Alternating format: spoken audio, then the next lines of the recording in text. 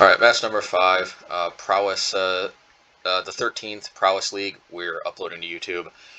Unfortunately, I have to do a commentary, a post-game commentary. I've tried to do live commentary whenever possible, but unfortunately, apparently this is the first time that's happened, but the entire video did upload successfully, so I thought everything was fine, but I did not notice until today, which is like a week or two after the video was recorded, and when I'm uploading it to YouTube. I'm not quite publishing it yet, but when I'm uploading it to YouTube, there's no sound for some reason. I'm not sure exactly what happened. Probably I had my mic on mute the whole time. Maybe I just discovered the microphone mute function, which is very helpful, but maybe I had it on mute for some reason. Anyway, let's get to it, and hopefully we can salvage this league, so we can at least see how it ended. All right, so I'm going to try to do the frame by frame. Okay, we do in fact designate Obosh as our companion. Can't remember if I keep this or not. Let's see what we did. I can see myself probably mulliganing this. Yeah, and I did. I think I keep this one. Yeah. And I think I put back a mountain. Oh, I put back the horizon. Yeah. I think my thinking is that usually those only get cycled very late in the game anyway. I think that was a correct decision. So okay, we play out the mountain, of course. Pass. Oh, but yeah, opponent appears to be on black-red. Black-red Prowess. No, not Prowess. Sorry, black-red Midrange, I believe. So they take Pyromancer, which is understandable. If I remember correctly, though, I think the Blood Moon ends up being more problematic for them than they may have anticipated. Because one of the things is sometimes it's hard for them to get double black and double red with Kroxa.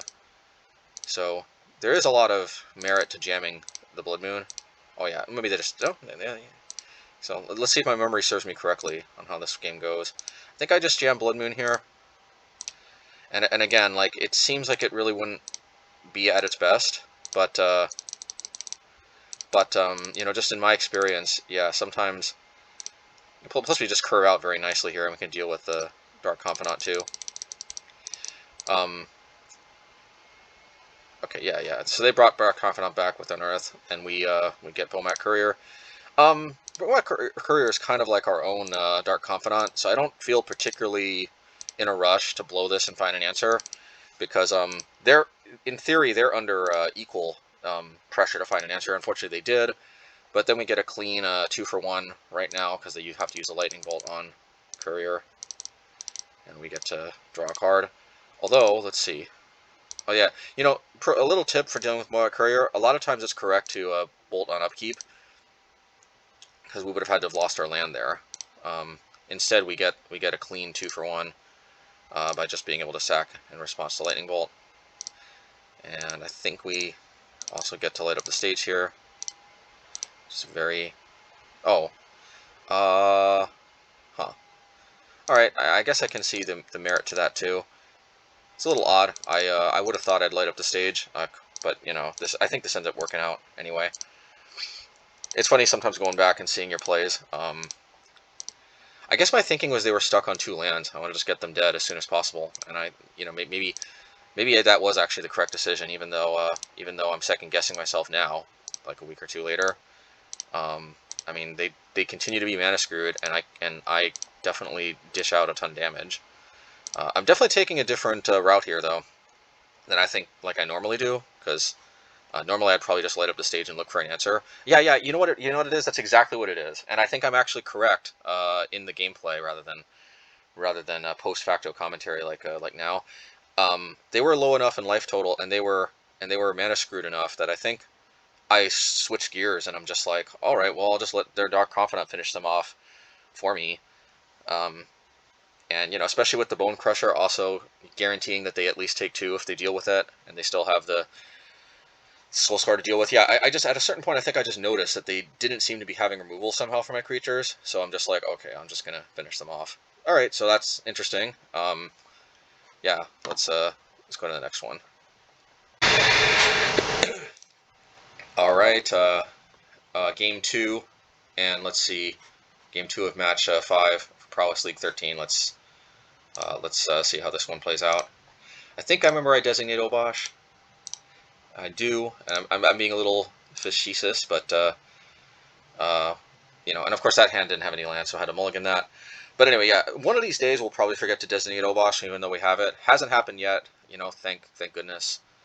Yeah, we do end up keeping this, I think, and one of the reasons why is just because we do have, like, one of these lands is like a utility land that affects the board, and Seasoned Pyromancer also can convert some of these lands into hopefully action spells. Always better to be pitching spells though rather than lands, you know. If you know, other things being equal, just because you get the tokens, but you know, better to have Pyromancer than not Pyromancer with this kind of bad hand.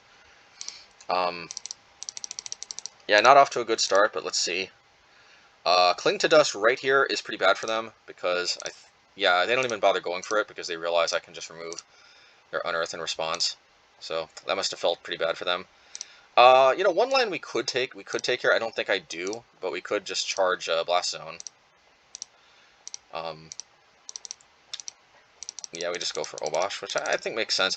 I think what I'm actually trying to do is I'm trying to set up to just play Seasoned Pyromancer and ditch some cards.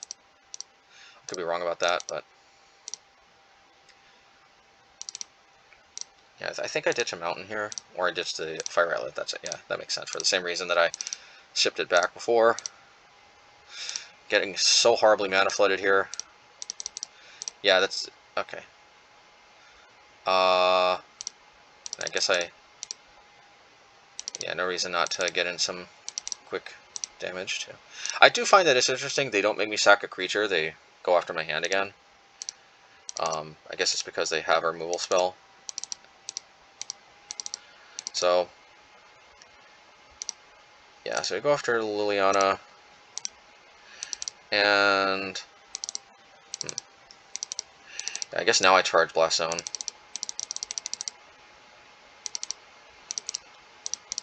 Okay, yeah, definitely Relic. Oh yeah, I forgot to go over how I sideboarded. Yeah, so I'm looking at my sideboard now. Yeah, so Blood Moons are not at their best in this matchup. They're not bad. I mean, as we saw in the last game, sometimes. Well, last game my opponent was just mana screwed. Period. Although, yeah, it's highly doubtful they needed double black for anything. But yeah, Blood Moon is it catches them sometimes by keeping them off double black for Kroxa. But you know what's even better at keeping them off Kroxa? Relic of Progenitus, and it's cheaper. So yeah, and it's not a problem in multiples like Blood Moon is. So yeah, Relic definitely replaces Blood Moon. It's a pretty easy swap. It's a 2-color deck. You'll never keep them off a color. At best, you'll keep them off a 2 black, and sometimes not even that. And the Flame Slash, I think, comes out for Blast Zone, as we can see here. This does make us a little more susceptible to flooding, which is partially what happened. But the logic is that it doesn't have to rot in our hand waiting to get discarded by Liliana or other cards, and we can charge it, and you know we can, you know, I don't know. It might have been a mistake not to bring in Pithing Needle. Maybe I don't think I realized the opponent of Liliana. I could be wrong. I just went over the first game. I don't remember Liliana in that one though. But yeah, my apologies. I'm recording some commentary over early in the morning here, but that neither here nor there. The point is that I think Blast Zone is at least marginally better than Flame Slash, although that could be a mistake. Did help out against Magnetic Channeler the last game, but you know, that's how I sideboarded. And let's continue going on. So I think we discard the Mountain, and I think I have to crack Relic here. Oh no, I charge. Yeah, I definitely continue to show patience with the Relic. And I think I think I finally just decide I have to bring out Seasoned Pyromancer. I have to ditch Obosh because Obosh is just going to get eaten by Liliana anyway, and the way we sequence just happens to perfectly line up. And I do this on upkeep simply because this way I can actually take use of Soulscar Mage's Prowess trigger. Yeah, and see that could have discouraged the attack from Seasoned Pyromancer. So you know, little things. Instead of bolting it on my turn. And now I think I blow the Blast Zone. And I think I can blow it on upkeep, maybe? Well, I don't know. Or not.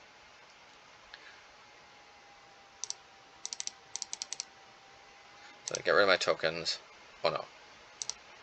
They power down my humans. And I think I charge this one more time. Or I... Yeah. Charge this to 3. Cause, yeah, because this is a... I mean, I do have to kill my own Seasoned Pyromancer, but I think it's well worth it. Yeah. And I find it odd that I'm not cracking the Blast Zone on Magmatic Channeler. Yeah. Not sure exactly why, to be honest. Well, here I could have done that turns ago, but apparently I started doing it there. I'm one turn off of a flash. You putting the Seasoned Pyromancer tokens in play. Kind of wish I had the live commentary. I'm guessing that's a mistake, but the live commentary could have helped elucidate that more. Let's see here. Yeah, and I think this goes on for a while if I remember correctly. Like, there's a kind of a back and forth dance here with, like, grinding planeswalkers, tokens. Yeah, Bomat Courier I think really helps here. Bomat Courier draws me a few cards. I start going lower than I'd like. I'm patient and I don't flashback Firebolt right away to deal with that. I think I do on this turn though. I continue racking up cards. And we're so deep in our deck, 25 cards, Oh, wait a minute. Oh, I might have skipped ahead too quick. Well, obviously we cracked it and we drew a bunch of cards, one of which was a Bonecrusher Giant. We went to face. We can play this. We can Firebolt face. And in the opponent sees we have land in hand, and yeah.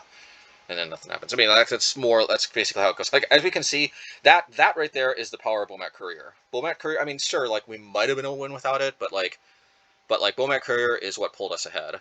And it didn't even have to cost us life, like Dark Confidant, which was very important in this matchup. So, I mean, I'm not saying Bomat Courier is better than Dark Confidant, but, in some ways, and under some circumstances, it definitely can be, and I think it was there. It drew me a bunch of cards. It's also cheaper, obviously, but anyway. And that was the league, and now to the post-league wrap-up.